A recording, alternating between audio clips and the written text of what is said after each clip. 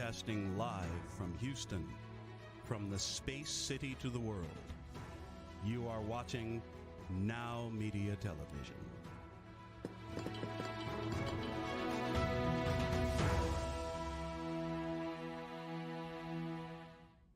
Welcome to Power CEOs, the truth behind the business. I'm Jen Gaudet, your fearless host, speaker, entrepreneur, and business coach. And I am here because I believe that iron sharpens iron. And when we bring what's working in business to everyone else and we come together, all of us are able to learn, grow, and up-level. And when we up-level our businesses, when we improve ourselves, the ripple effect impacts not just us and our families, but also our teams, their families, our clients, our communities, and the world.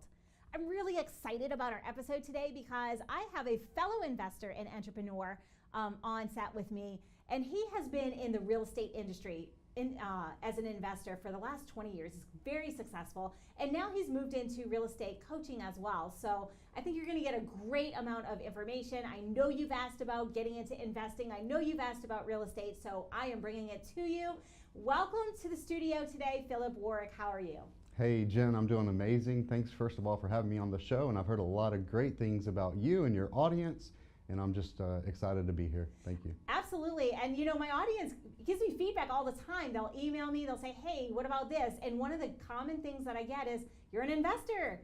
How do you get into investing? How do I know what to invest in? And real estate is one of the hot topics. So I wanted to start off with, you have been investing in real estate for over 20 years. Full-time for over 20 years. It is your bread and butter. You're exceptionally successful at what you do.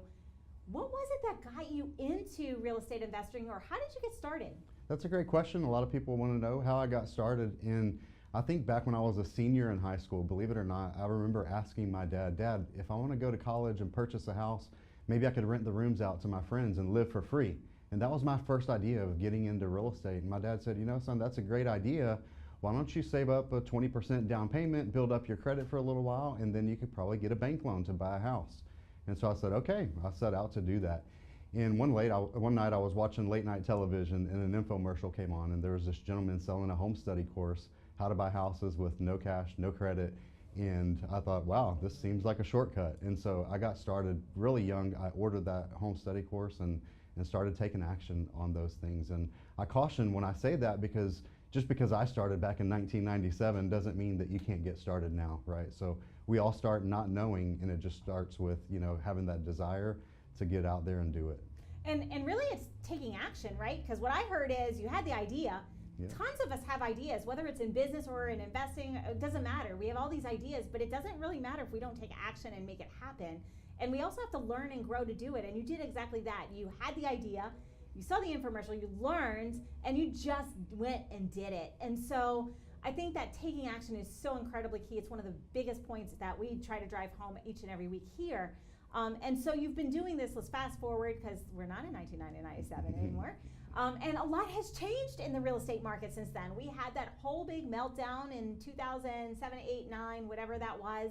And a lot of people were caught with their proverbial pants down. So talk to me a little bit about this. Have you ever lost money in real estate investing? And if so, like, how did you pick yourself back up? Well, I started, like I said, in 97, so I went through that 2008 meltdown, right? And so I was learning a lot of these creative financing things, and I believe that the more education you go for, and here I am 20 years later still learning from people that are doing the business, and we always have to be prepared to pivot, to figure out what's working best in today's market. And back then I was buying a lot of houses, and you know, the first year I did 2 deals, and the second year maybe 3, and the third deal maybe 4, and that's when I decided, you know what, this stuff really works, I'm gonna go full time. And it was when I started hiring coaches and mentors that I went from doing 2 or 3 deals a year to doing 2 or 3 deals a month. And in 2008, when the market crashed, we actually had 57 houses on the books, and we were doing a combination of buy and fix and flip, buy and hold, buy and doing rent to own, putting tenant buyers in these properties, and eventually they would purchase the houses from us. So when the market crashed, these tenant buyers weren't able to buy houses from us. So we ended up getting houses back at a speed that we couldn't really handle. So we did go through a lot of struggle in that time. But what we learned is that through that, there's a lot of opportunities that you can pick up when the market is at the bottom. So. Absolutely. Yeah. And you know, a lot of people are afraid when the market is on the downswing. And I know here in Houston we have a little bit different market than what a lot of the country is experiencing right now, per se. But everybody's got a little bit of fear right now. And so if someone was just getting into or thinking about investing, whether they're thinking about going into investing full-time or whether they've got a corporate gig and they're looking at a new asset class, what is something that they should be, what are the things they should be thinking about or learning about now as they get ready to invest? So for an investor that is in it for the long term, you're going to be safe, right? So real estate moves really slow. 2008 was different. It crashed quick, right? But even the houses that we held on to, that we managed to hold on to, 3, 4, 5 years later, they had already come back up in value or even doubled in value in 10 years. So in real estate investing is, if you have time, you're going to be on the good side of it, right? If you don't have to sell. So if you position yourself with investment capital that you can have out to work for 3, 5, 10 years even, you're going to be in a good, safe position to be able to handle those market downturns, right? As long as you don't need to sell in a downturn, you're going to be okay. Fantastic. And you know, one of the things we talk about, because I'm more of a business investor, I invest more in businesses. I do invest in real estate as well, but more as the money. But what we often tell people is make sure you have that liquid available. If you're going to go full-time in investing, you want to make sure you have your expenses covered for the short term and to a year or whatever it is that your money is going to be out. So if people are looking at getting into investing full-time, what are kind of the prep steps financially or the considerations they have to have before they dive in? Because you're locking up your money, and sometimes you don't know. You may think it's a 3-month or a 6-month flip, and it ends up taking 9 months or a year. So what are some of the things that people need to be thinking about if they're going to move into that from the financial side of it?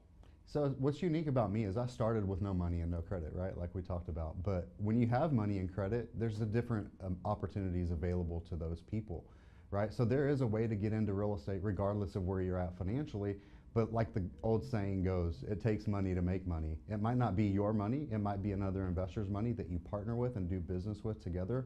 Or you find somebody like me who has the time and has the ability to go out there and find the great deals, and you partner with them if you have investment capital to put to work, right? So it's just a matter of figuring out exactly where you're at and what meets your financial and investment goals, and figuring out the best strategy that works for you based on that. And so you've taken all these different areas of real estate and really you started with nothing, and now you've built quite an empire, if you will, for yourself. And so your strategy has changed over time. Right. How does that uniquely position you as a real estate investor coach? Well, I like to call myself a transaction engineer, right? Because if you do the marketing or you partner with somebody that's doing the marketing to generate leads, a lot of times we can't control the type of deal that comes across our desk, but what we can control is the type of outcome from the deal that comes across our desk. Meaning, if somebody's in a pre-foreclosure situation, we might be able to do some creative financing things and take over the payments on their loan, doing a subject to takeover payment strategy. Or if we find a house that maybe they've inherited it from somebody who passed away and the house hasn't been renovated and updated in 20, 30, 40 years, and it's an all-cash deal, maybe we're going to buy, fix, and flip that house, right? So there's a lot of different strategies depending on the lead that comes across our desk, and that'll determine exactly what our entrance and our exit is on that property. And so you said some of my favorite terms and specific: exit, having an exit strategy before you even start. How important is it? In business, it's essential that we start with the exit in mind, because we don't know what we're driving to. We don't know how to structure our business or where really to go if we don't have an exit in mind. How does that look in real estate? So we make our money when we buy. I like to say that we're going to find a great deal first, right? Find a property that we can buy below market value. Find a seller who's in a situation that we can actually help them solve a problem and a need that they have. And then based on that deal, we'll know what kind of exit it is. Maybe it's a buy and hold where we hold it as a rental for 3 to 5 years. Lately, I've done a lot of short-term rentals where we fully furnish these properties and put them on Airbnb and hold them as short-term rentals for a few years until we decide to exit down the road. But I believe the exit strategy comes when you have enough built-in equity, and your return on investment based on the equity position or the value of the property can be better served somewhere else, right? So once you've built up enough equity and you can sell that asset and exchange that asset for multiple properties or a new property, then that's the time to exit. So fantastic. And you know, like it's really interesting. Like in business, we like to have multiple exit options as well, and a plan. So you start with a plan in place, you buy right. Yeah. And I know this to be true as well. You know, it's so essential that you buy the property in the correct way, But what we've seen, especially here in our market, is we saw investors coming in at market and in the bidding war on properties that needed a lot of work. Like, what happens if you haven't bought right? Because this happens, right? A lot of times people are like, I'm gonna go into real estate, I'm just gonna buy something, and they actually buy an at-market deal, like an on-the-market deal for an on-the-market price, and need to put money into it. So if somebody's already done that and hasn't bought right, is there a way to salvage that, or what does that look like on the investor side if they haven't done the first step properly? So it's going to have to be a buy and hold strategy. Hopefully they can rent that property out and the rental income will cover the debt service if they've got financing on that property, and the rent will be equal to or more than, you know, what the monthly outgoing expenses are. And like I said, if you can hold for 5 or 10 years, you'll be okay. And the beauty with real estate is you get a lot of tax benefits that aren't just the equity position or the discount that you purchased it at, right? So you may have built-in equity every month when you're making a mortgage payment, the mortgage balance is going down. And property values tend to go up 3 to 5% per year, right? So every year the values are going to go up a little bit. And you also get some tax benefits, some write-offs and things like that. So there are some paper benefits to owning real estate, even if there's not a huge equity position. But if you, like I said before, if you have to sell, that's when you're going to be in a bind, right? So the person who's in a hurry to sell is going to be the person that takes a hit. But if you can hold for a while, you'll be okay. That's really it's sound advice, and it really is. It comes to knowing your numbers. What I'm hearing is you need to know what it is that you've got. You need to know how long you can put your money in and how long it can be tied up. You need to buy right. You need to know your numbers in order to do that. And so you've had years of expertise in this area. How do you work with your clients who are getting into real estate if they just want to be maybe the money in the deal, and maybe they work a full-time gig, maybe they're a physician or they're an engineer, and they don't really have time to do the business or do the fix and the flip themselves, but they want to have the financial benefit of the asset class? Yeah, so I've got a perfect example. I've got a client out of San Diego, and she is an aerospace engineer. And she's had the desire for the past 10, 20 years to invest in real estate. And she does great. She makes $175,000 a year, but she doesn't have time. She's an engineer, so she's really busy and she's got a very high position at work. But she's been able to invest with me, and we've partnered together on deals right here in Houston. She's in San Diego, we're doing deals here together. 98% of my time is spent out there doing real estate, doing deals, negotiating with sellers, getting houses under contract, managing these projects. And so together with her funds, I'm able to do the work, she's able to put up the money, and then we share in the profits on those deals. And you know, right now we've been working together for about a year, and we're on our 3rd deal and looking at our 4th opportunity as we speak. So you know, it doesn't take doing 2 or 3 deals a month like I do, but you know, 2, 3, 4 deals a year can really add to your investment portfolio, you know, 1 deal at a time. Yep, and so talk about a little bit about self-directed IRAs, because that's become a little bit of a hot topic as an asset class lately. Can you use self-directed IRA funds for real estate, and what does that look like? Yeah, absolutely. A lot of people do use their self-directed Roth IRA account to invest in real estate, and the cool thing about a Roth IRA is that it's tax-free income, right? Because you've already paid taxes on the money when you invest into your Roth IRA, so any money that the Roth IRA makes is going to be tax-free as well. So it's a really great opportunity to use the IRA account for that. Does it have to be a Roth? Not necessarily, but it needs to be a self-directed IRA, right? Yeah, you know, it's really funny because I think we're in the same age group, and not to age ourselves too much, being in business since the 90s. Yeah. When we were first coming into those the business world, everything was about traditional brokerage accounts, and that was the only way for you to really save for retirement. And so many of us who were professionals, that was the route that we took, and it grows very slowly. It doesn't give you nearly the amount of return that real estate I've found has given. So for those people who were brought up in that more traditional sense, and they've got a lot in the traditional sense, what are some ways that they can now diversify their asset class? What does that look like? Yeah, so I think diversification is getting out of the traditional means, right? So when my dad passed away in early 2000, my mom ended up with a small life insurance policy, and she did the only thing that she knew how. She put it in the stock market. And if you guys remember, there was some crash back in 2000, and literally half of her investment was wiped out by that, right? And so shortly after that, we talked and we started investing, and she became my first private lender. And partnering with me and doing real estate, Mom since then has never had to work again. She works because she chooses to, but her investments with me and with real estate have been able to fully support her with her income, right? So diversifying based on getting some of your money out of the stock market and having the control yourself. That's what I mentioned, the self-directed IRA, is because you get to choose your investments that you invest that capital into, as opposed to putting it in the hands of somebody else that you have no control over. Yeah, and like a lot of people today, they have 401ks that are already managed that they don't really have a say-so in because it's associated to with their employer, with their job.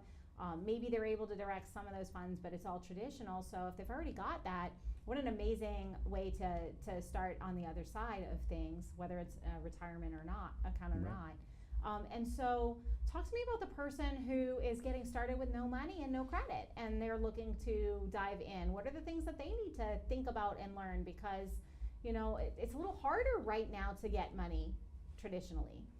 Yeah, so if you have no money and no credit, like I didn't when I was, getting started, then you have time, right? And you have the knowledge to go out there and actually to do the work, to go find the deals, because it takes a lot of looking at a lot of opportunities before you find that motivated seller that's willing to sell to us.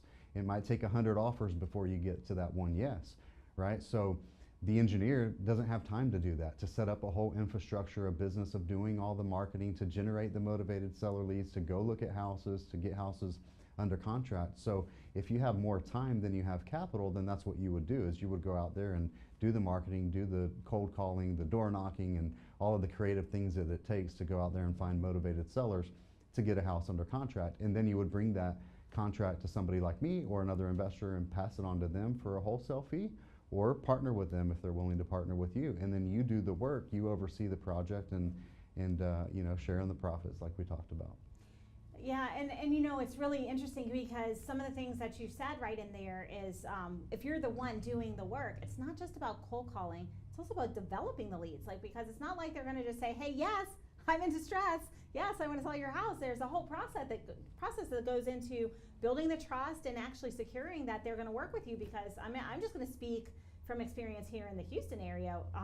There's a whole lot of investors here, so they're getting that call from numerous people. They're getting those mailers or whatnot. How do you establish yourself so that you're the person that they choose to work with? People want to do business with people who they know, like, and trust, or with people who have referred them to somebody that they know, like, and trust, right? And having the experience and being in the business for so long, we do get a lot of things by referrals, and people recommend us because we have a great reputation here in Houston for doing deals and getting deals closed and getting deals done fast. And the seller needs to know what's in it for them, right? A lot of times we come to people with, with the mentality of what's in it for me, but they're tuned into what's in it for them, right? So if we can build the benefits of them working with us, maybe it's a quick offer, maybe it's fast cash, maybe it's being able to help them save their credit by avoiding a foreclosure or buying a house that needs $20,000, $30,000 in renovations that they can't get done themselves. Those are opportunities for us to solve their problems and solve their needs, while at the same time creating an opportunity for us to be able to make a profit. So I'm going to ask the question because I'm sure you've heard it. I know I've heard it. Or I guess more it's a belief structure or a bias. Investors are slumlords. Slumlords, okay. Have you heard that before? Yeah, and I think they're referring to, an investor that just buys houses and holds on to them as rentals. They don't take care of their tenants. And, I actually just picked up a package of 5 houses out in Seabrook from an investor that lives in Florida. And these properties, some of the tenants have been there 8 to 10 years, and now that we picked it up, they're calling us with the problems and, the broken windows or the air conditioner that's broken and all these different things. But at the same time, it was a long distance relationship for him to run and manage that property. And he had a property manager that was on site that wasn't taking care of things as well. But there's not a whole lot of cash flow in the long-term rental business. So I guess they get that reputation a lot, or maybe the tenants just aren't taking care of the property like they're supposed to. And then if somebody has that bias and you're approaching them and they're in a distressed situation, what is their first response? Oh, investors are bad. So how do you overcome that initial all investors are bad kind of attitude. You're going to take my house from me. Like, how do you overcome that? Like, because I know it is definitely a perception that exists out there. And so how do you overcome that? And what does that look like? Because I know you talked about what's in it for them and how you help them and you solve their problem, but you have to at least be able to get to the point where they let you communicate to solve the problem. So how do you bridge that gap?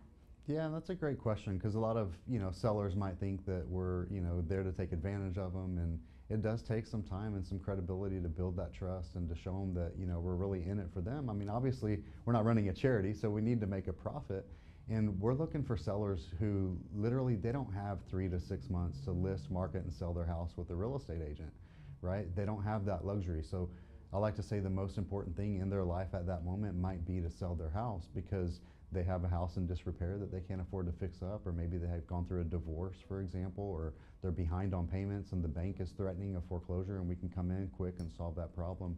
So a lot of these situations will put us in a position to be able to help them and really get them, get them moved on, where maybe they would have lost a house to foreclosure, Absolutely. So we've covered quite a bit already, and we are going to break shortly, but based off of everything that we've talked about today, what are a couple of action steps that somebody who's thinking about getting into real estate can take today? Or what can they start preparing so that if they do, or if they are on this path of becoming an investor, or they want to become a real estate investor, or diversify in that way, what are some of the key things that they can start to take action on right now to make sure that they're in a position so that this is a easier or smooth transition for them? Yeah. So I like to say that you can read all the books and tapes and go to all the seminars and trainings and all of these things, and that's great for surface information and for knowledge and to gain an understanding. But until you actually get out there and start doing deals and have somebody that's gone before you that can help you and show you the way and hold your hand and guide you through it step by step, day by day, it's going to take longer for you to have the success that you're looking for.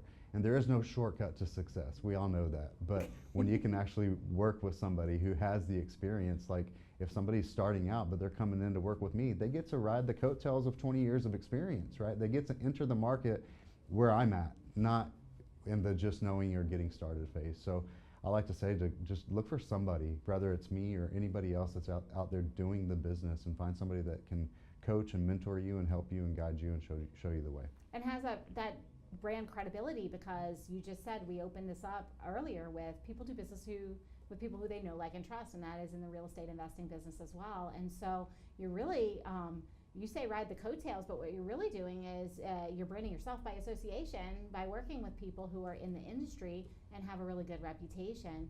And so before we break, also, Phillip, like, if somebody is wanting to be the money behind real estate, what are the things that they need to think about before they partner with someone who's in the business? I would say to make sure that you're partnering with somebody that knows what they're doing, that have good ethics and morals and, credibility as well. And, make sure that they're doing the business. A lot of people that are getting started could make those mistakes early on. And so you want to really partner with somebody that has the experience and the know-how. And then just to make sure, like when you're looking at the opportunity, make sure that it's a good deal. Make sure that the house is in a good area and not in an area where there's a lot of crime and things like that. But you want to have houses that are in like that median price range for the area, right? Where the normal average person in that area can purchase that property as well. So being an informed investor, whether you're the money or whether you're going into the business of real estate, make sure you get yourself a coach or a mentor who's already in there. Partner with people who are already in there.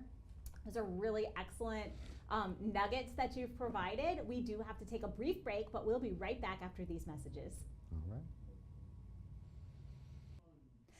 Welcome back to Power CEOs, the truth behind the business. I am Jen Gaudet, your fearless host, investor, entrepreneur, and I am here to say if you are just tuning in, you want to go to NowMedia.tv, click on the show Power CEOs, and watch the first segment. Why? Because we have talked all things how to get into real estate investor, whether you want to be a passive investor, whether you want to be an active investor, whether you have money, whether you don't have money, whether you have knowledge, you don't have knowledge. And Phillip Warrick is here in studio. He's got 20 years, more than 20 years.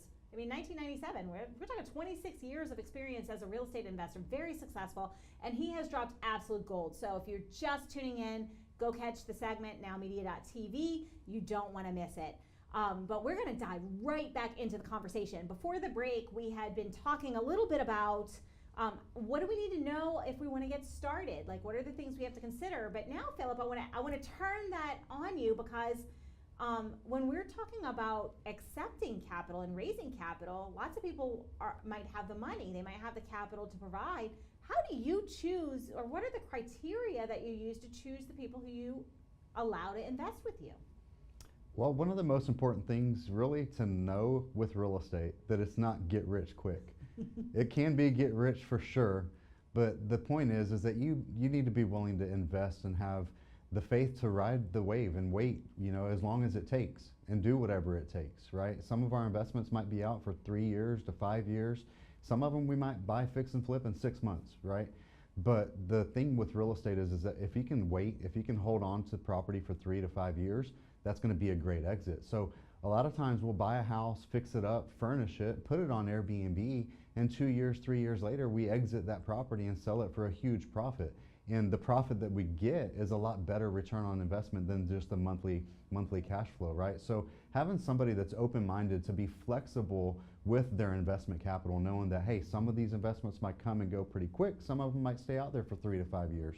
I think that's going to be the most important thing. And whether you have $50,000 to invest or $5 million to invest, it doesn't matter. There are strategies to put that capital to work. So.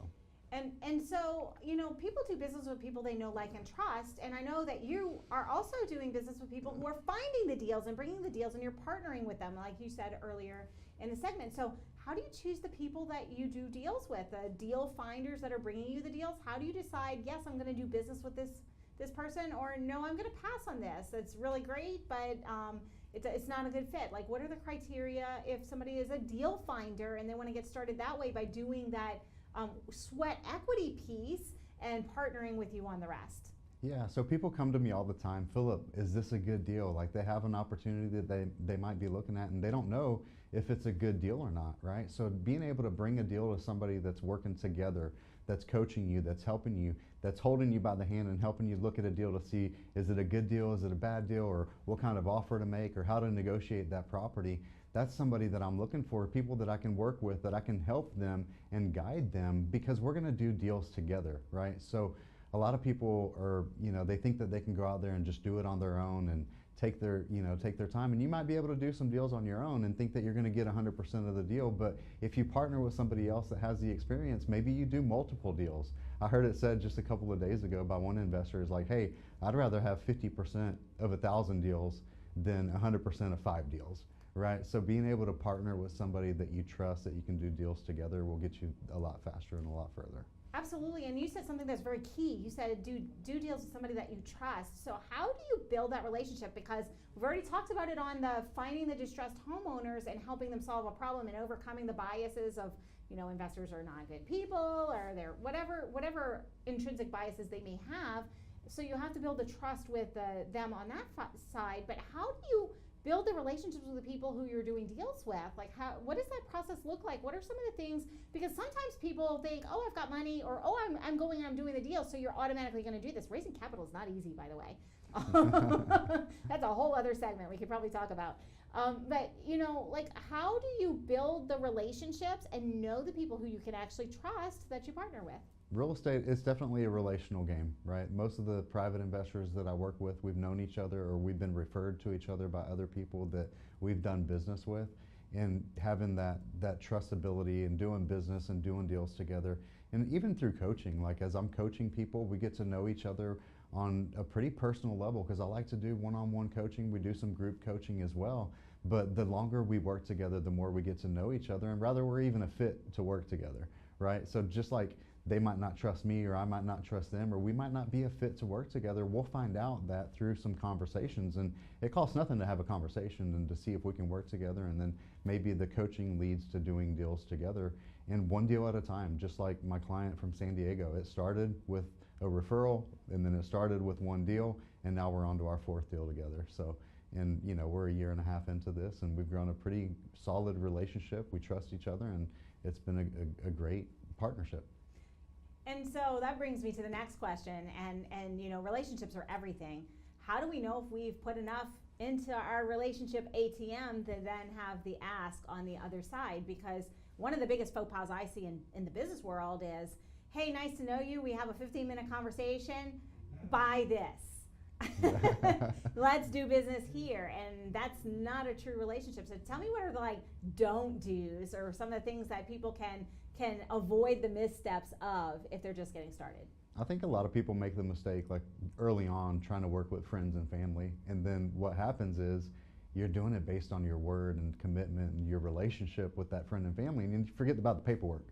The paperwork is actually designed to help keep you honest, right? It's designed for, hey, if things go wrong, at least we have the paperwork to back it up. And every single one of our investments is backed by paperwork. We close everything at a title company, right? So there's a note, there's a promissory note, there's deed of trust, there's contractual agreements where everything is in writing. So we have that to back up the trust and credibility that we build together by working together and getting to know each other. There's always the paperwork to fall back on, right? So hopefully it never comes to that, but at least that's there as a backup. And even if you are working with friends and family, make sure that there's paperwork involved as well. Yep, and it's just no different than a prenup, really. Right. You wouldn't marry somebody without without having an idea of who they are and what you can do. And you know, it's important to protect yourself. So you're really talking about risk management. So I want to kind of cover risk, because risk is something that's no matter what part of the real estate cycle we're in, or business cycle for that matter, it applies in both places. There's always risk that needs to be mitigated. So when people are getting started, one of the things that I've noticed in the business world is they don't mitigate risk. They don't think about the downside. They have the idea, they're excited, they're passionate, and they see all the they have rose-colored glasses. I call it rose-colored glasses, and they don't really have contingency plans or see the things that could potentially go wrong. So how does someone who's getting into investing, or how do you help your beginner investors and partners to kind of mitigate the risk that is associated? Because let's face it, investing always carries risk. There's always a risk. Something could happen. But how do you navigate those waters with your new investors? I remember a long time ago, one of my mentors said, "No risk, no goodies." Right. So, but you know, with real estate, it's a calculated risk. I mean, you have to take action, right? If you become paralyzed by all the analysis, you'll never get a deal done. And it's hard for engineers. You know, it's interesting to say that I have an engineer as a client, which is really cool, because she's really particular about all of the details. And as long as you're buying low, right? We make our money when we buy. And what that means is that we're buying a property below market value. And after we do the work, then the value is going to be there, and the equity position that we've built from that sweat equity will be there. And there's times where your estimate of renovation doesn't come in, right? You never come in on time and on budget, right? But as long as you've calculated as much as you can, and you bought deep enough and you bought low enough and you can hold long enough, it'll be a profitable deal. So you really have to take action. You have to trust your gut instinct. You have to trust, all of the work that you've done to get to that deal. So. Yeah, and I love that you bring up the engineer. Doctors are the same way. I come from medicine. My husband's an engineer, and he analyzes everything. And so risk mitigation is important in everything that we do. So the calculated risk really can be something that people mistake early on, a mistake that they make, especially if you're buying at market value. I mean, how do you mitigate that risk? You're going to have to hold it longer in the case of a downturn. So. And so since we've been talking about this, I've heard so many different things. Tell me a little bit about the type of assets, the type of real estate. I mean, is it just, you've mentioned Airbnb, single family homes, what other kind of real estate investments have you been involved in? And I know you're also the money, so I want to hear, how do you choose where you put your money? So I choose single family residence for the most part is what we do. That's our bread and butter. We buy houses that are in, your normal median price range homes in the area that most people can afford. These are houses that you can buy, fix, and flip really quickly. You can buy and hold them for a while, but when it's time to sell them, there's a lot of people in the market to purchase those properties. So, we talked about the engineer. I've got doctors. I've got an eye doctor that sold his practice, and he's a big investor with us as well. I've got a cardiologist that's an investor with us as well.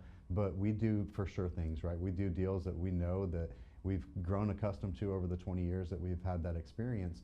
And then when we exit, when we sell these properties, let's say 5 years down the road, we sell that property, and let's say there's a $50,000 profit or a $100,000 profit, then we might move that capital into some passive investments ourselves, where we're investing with other people that are doing the bigger deals, like the multifamily or commercial properties. And we've had the blessing of investing in the mall deals and a lot of really big opportunities that I get to look at every day, every week, looking at opportunities. So taking the active income that we make from flipping houses, even if it's a long-term flip, and then moving that investment capital into the more passive deals, the bigger deals, is really what we love to do. It's increasing our active income through the real estate investing and flipping houses, or if you have active earned income, and taking that income and turning it into wealth by investing it passively in the bigger deals.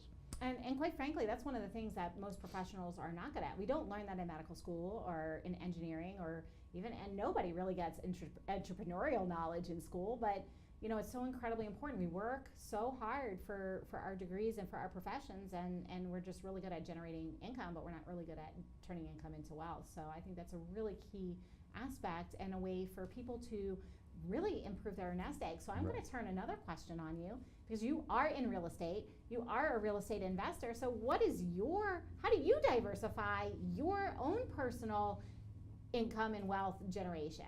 Right, and you know, to speak to that previous point, basically I understand that not everybody wants to quit their job in 90 days and be a full-time real estate entrepreneur like me, right? So I'm doing both. I'm doing the active investing, we're out there marketing, I'm talking to sellers still. I love this business, right? I love coaching people to do the same thing, and I'm coaching clients that they're going out and door knocking and talking to sellers and making offers.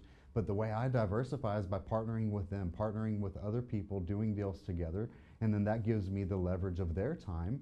And then, like I said, when we flip that property, now we have investment capital of our own that we can go out and put to work, right? So the job of investment capital, it can go out and do the work for you and then come back with friends, right? Meaning that it'll multiply and increase your wealth by putting that money to work and letting it, you know, do what it does best, which is to earn more passive income or a big exit at the end when we flip that property. Absolutely, and you and I are both coaches. You're a coach for real estate investors. I'm a coach for entrepreneurs, and so I think the next question that I have for you, because I know we both coach with some of the same coaches and mentors, how important is having a coach yourself, even when you have all this experience and you're growing? Like, what have been the benefits of having your own coaches, even though you've got quite a base of expertise? You've heard it said before, right? Like, free advice people don't take action on. You can call me to pick my brain, but if you haven't invested in yourself, you don't take the advice seriously, right? But when you pay a coach that's actually doing it, that knows how to coach and that knows how to guide you and give you that next step guidance and hold you by the hand, and not only hold you by the hand, but to push you past your comfort zone, and you've paid for it, you have to take action. I remember when I went to the back of the room for the first time, and I had my American Express card in my hand, and I was signing up for a $15,000 coaching program. And I handed that card to that lady, and I was kind of holding on to it tight, and she's like, well, what's wrong, Phillip? It's like, I have to make this work. And she's like, well, it's never failed you before. Well, she was talking about the card.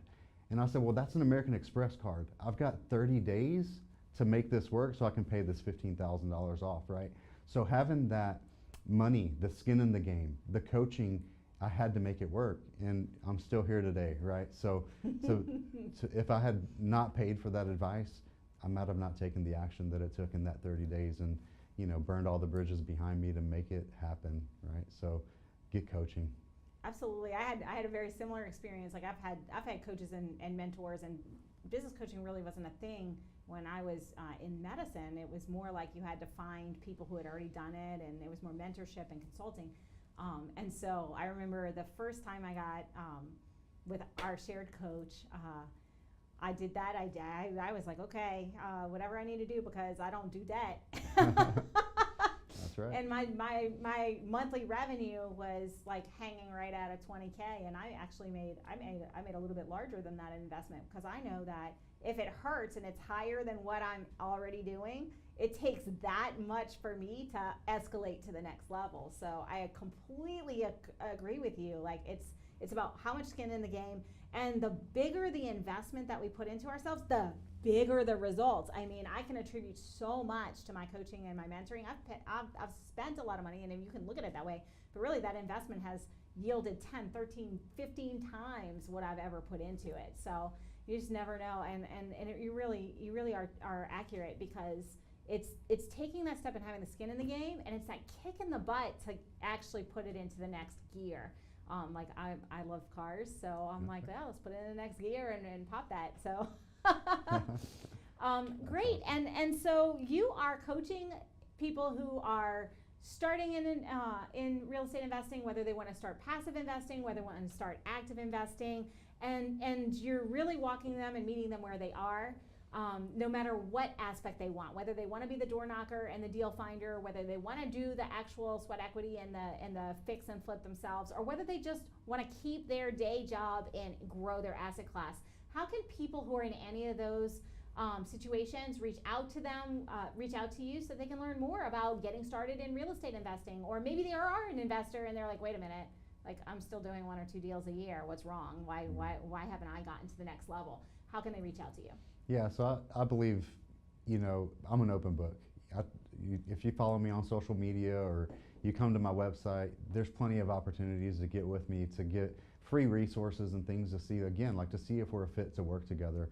So if you visit my website, phillipwarrick.com, that's PhillipWarrick.com, you can join my newsletter there, and there'll be resources and things like that. So just reach out. I can give you a free copy of my book, Flip Your Way to Financial Freedom, which is all about wholesaling houses and finding deals. I actually was honored to be in a book that's an Amazon bestseller, the book called Think Big, with a lot of really cool authors like Brian Tracy and other people like that. And so if you want a free digital copy of that book, I'd be happy to send it to you as well. But the main thing is just get on my social media, follow me, and connect. Reach out, set an appointment, let's have a conversation and see where it goes from there. At the Phillip Warrick Real Estate on all of the socials. Are you on all the socials, Phillip? I am. Facebook, yeah, all of them. LinkedIn. All the socials. All the socials, yeah. And so if you're listening to this today and you're on the fence, and I know you are because I've gotten so many emails, Jen, I want to learn more about real estate investing. I want to learn more about how to get into investing. I want to learn about this. Then this is your opportunity. Reach out to Phillip. He is really an expert in his space. Get yourself a coach, get a mentor. If you've got the money and the capital, start looking at whether it's Phillip or someone else. Start doing the research. Phillip told you, go with someone who's been doing it and has an established credibility in the area that you're looking for, because if you go with someone who's a startup, it's going to be a lot more risky a proposition. And so Phillip, before we go, if there was, based off of everything you've learned, all of the experiences, the losses, the successes, everything up until now, if you could go back to the version of you who was just starting, what would you recommend? Take action is going to be the big thing, and don't quit, right? It takes that persistent, continuous action every single day, and the only people that fail are the people that don't get up, right? I fail literally every single day, even to this day. And I don't say that to make you afraid, but to make you understand that, it takes consistent effort. You have to go out there and do the work. And we learn more from our failures than we do from our successes. And when you have a coach, you have somebody that guides you to mentor you, then you're going to fall less. You're going to scrape your knees less because you're going to be able to, ride the coattails of their experience as well. Absolutely. I think that's completely accurate. And thank you so much for all of your expertise today. It has been invaluable. If you were not taking notes, you're going to for sure want to go to NowMedia.tv, check out the show, and take your pen and paper with you, because Phillip gave us so much education in just this small amount of time. But now I'm going to talk to you, because you just heard Phillip say, take action, do the work, be persistent, don't quit. That's what it takes to be successful and to get to the next level. And if you're already investing, maybe you want to get to the next level of investing. Maybe you want to make a little bit more than what you've been making. This means that you need to do something different. If we do the same thing over again, or we just try to up level or do more of what we've been doing, we're going to have the same result. But in order to have a different result, a new result, reach the next level, we have to change our daily behaviors and change what we're doing. So get a coach, reach out to Phillip, and take the action. So that is your homework today, to do today, not tomorrow and not next week. Knowledge is just a small part of the equation. The magic happens in the implementation, and that's how we learn, that's how we grow, that's how we get to the next level in business, in life, in investing, in whatever it is that you are aspiring to do. Thank you so much for being on the show today, Phillip. It was absolutely a pleasure to have you, and I really appreciate everything that you brought to us today. Well, you're awesome. Thanks for having me. Absolutely. And you, yes, you, all good things do come to an end, unfortunately. But the good news is we'll be here the same time, same station next week. So until then, take your action steps, Go win today, win this week, and we'll see you next time.